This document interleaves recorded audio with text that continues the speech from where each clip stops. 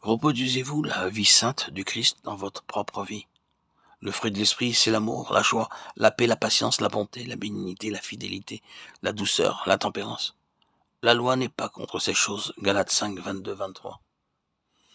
Le caractère de Jésus-Christ dans son harmonie, sa beauté, sa perfection est exprimé dans ses 9 vertus. Un tel caractère n'est pas de nature humaine, mais de nature divine. Quand l'Esprit Saint nous remplit, il reproduit en nous la vie de Christ. Manifestez donc la puissance naturelle de Christ dans l'action. Vous recevrez une puissance de Saint-Esprit survenant sur vous, et vous serez mes témoins à Jérusalem, dans toute la Judée, dans la Samarie, jusqu'aux extrémités de la terre. Acte 1, 8. De même qu'il confia à ses disciples une tâche surnaturelle, il promit de leur communiquer une puissance surnaturelle. Toute puissance appartient à Christ, mais il nous la communique par le Saint-Esprit. Avez-vous cette puissance? Là où l'Esprit est dans sa plénitude, il se manifeste en puissance.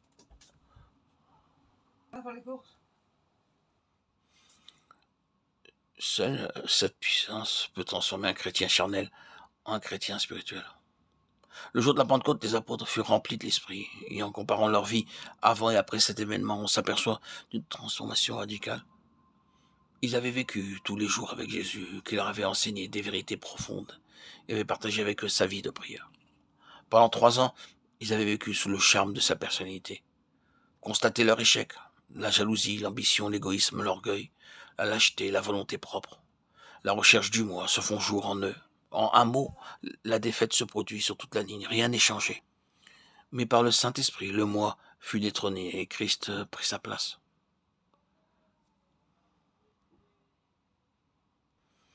Mentionnons 7 des résultats de cette transformation.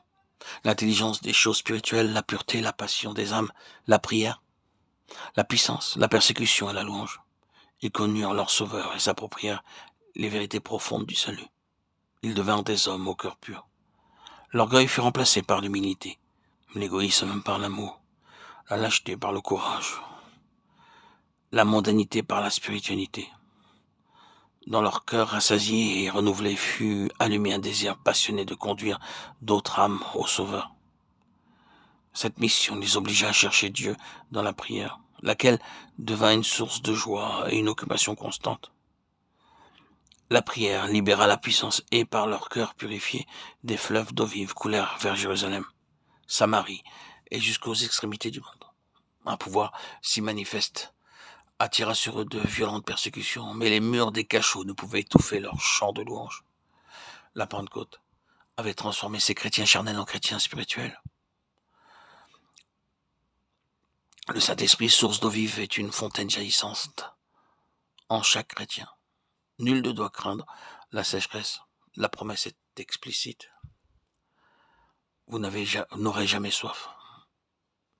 Allez-vous à des réunions de réveil avec une cruche, espérant seulement remporter chez vous une provision suffisante jusqu'à la prochaine réunion? Mais vous attendant bien à ce que votre provision diminue de jour en jour, jusqu'à ce que, souffrant d'une soif impérieuse, vous ayez l'occasion de renouveler votre provision. Pourquoi ne pas échanger la cruche pour la source? Une vie remplie de l'esprit est une vie de plénitude et de parfait contentement. Lorsque l'âme est remplie de l'esprit de Christ, elle déborde, et l'esprit de Christ se répand autour d'elle. Possédez-vous une telle vie? Sinon, désirez-vous l'avoir? Elle est pour vous, si vous avez vraiment soif. Si quelqu'un a soif, voilà une condition bien simple. Qu'il vienne à moi et qu'il boive. Buvez jusqu'à ce que vous soyez désaltérés, jusqu'à ce que vous possédiez la plénitude de l'esprit, jusqu'à ce que vous débordiez. La plénitude du Saint-Esprit est pour tous ceux qui ont soif et qui boivent de l'eau de la vie.